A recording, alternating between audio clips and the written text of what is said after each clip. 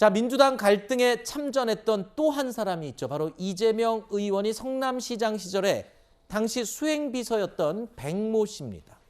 윤영찬 의원 SNS에 거의 욕설에 가까운 협박성 댓글을 달았다가 논란이 되고 어제 저희 시간에도 이 이야기 전해드렸는데 하루 만에 이 돌연 사과 메시지를 올렸습니다.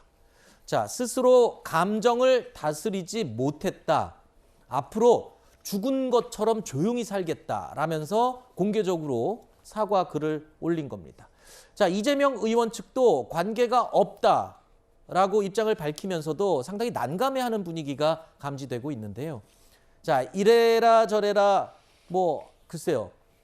어떻습니까? 이게 논란이 확산이 너무 크게 되니까 갑자기 이렇게 납작한 거 아니냐 그런 그렇죠. 얘기도 있어요. 사실은 지금 안 그래도 뭐 말하자면 친명계와 비명계, 뭐 반명계 뭐 이렇게 불리는 분들 간의 계파 갈등이 굉장히 극심해질 조짐이 보이고 있는 상황에서 이 백모 비서가 사실상 여기 좀 불을 좀 지핀 격이 된 것이거든요. 그러니까 이재명 의원 측을 지지하지 않는 의원들에 대해서 굉장히 노골적으로 비난을 한 것이거든요. 비판도 아니고 사실 굉장히 반말로서 아주 모욕적으로 직접 그 SNS 계정에 들어가서 댓글을 다는 형식으로 그렇게 한 것 아니겠습니까? 네. 그러다 보니까 말하자면은 이재명 의원과 상당 부분 친소 관계가 있다고 알려진 이 백 비서의 메시지 자체가 어떻게 보면 이재명 의원의 메시지로 읽힐 수 있다라는 것이죠. 네. 그렇게 됐을 경우에는 어떻습니까? 이재명 의원이 이 개파 논쟁에 참전하는 모양새가 될 것이거든요. 네. 그렇게 되면 정말로 이거는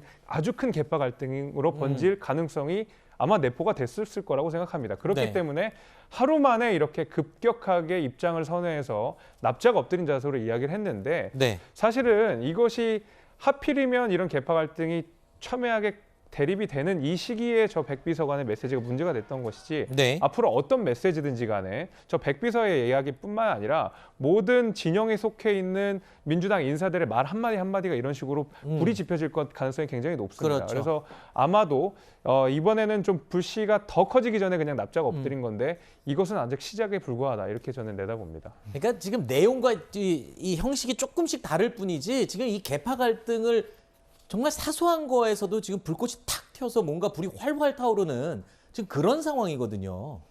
그러니까 저는 조금 그 이재명 수행비서를 했던 게 12년 전이에요. 네. 12년 전에 했던 사람이고 지금 뭐 주변에 있는 사람도 아닌데 이재명 의원하고 같이 엮어가지고 얘기하고 또 이걸 개파 논쟁으로 만들어내고 있다고 하는 거는 조금 이거는 맞지 않다고 생각해요. 근데 이 백모 씨는요.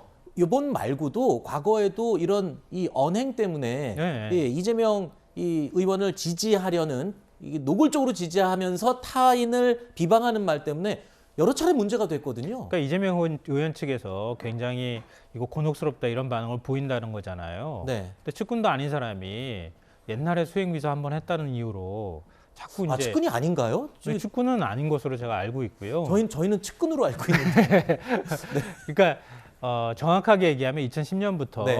한 3년 남짓 수행비서를 네. 했다는 거잖아요. 그 다음에 말씀하셨던 것처럼 성남시의회 의장 네. 해서 그 모욕한 혐의로 벌금 100만 원을 선고받기도 했었고 그 다음에 또 뭐 1억 2천만 원 또 금품 수수한 혐의로 또 구속이 된 적도 있었거든요. 네네네. 그러니까 성남시장 시절은 꽤 오랜 시간이 지난 거잖아요. 네. 근데 지금까지 측근이라고 할 수 있을 정도로 옆에서 뭔가 역할을 하는 사람은 아니란 말이에요. 그러니까 어찌 보면 정치인은 주변 관리 잘해야 된다 이런 뜻일 네. 수도 있겠지만 그걸 굳이 지금에 있어서 개파 논쟁으로 얘기하기는 조금 좀 어렵다고 보고요.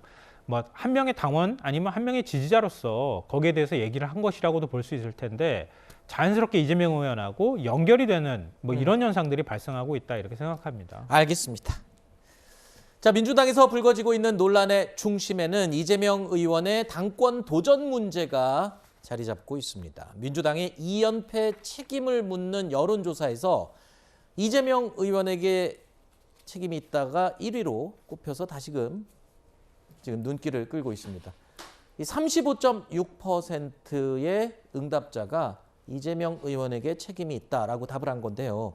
자, 이재명 의원을 지지하는 강성 당원들의 행보를 생각하면 민심과 당심의 적지 않은 이 차이가 있다, 온도차가 있다라는 분석이 가능할 것 같습니다. 이재명 의원도 당 대표 출마를 놓고 고심이 깊어질 것 같은데 분위기는 뭐 무조건 나온다는 쪽으로 지금 이야기는 들리고 있습니다만 당심과 민심의 온도차 이거 무시하지 못합니다. 그렇죠? 그럼요.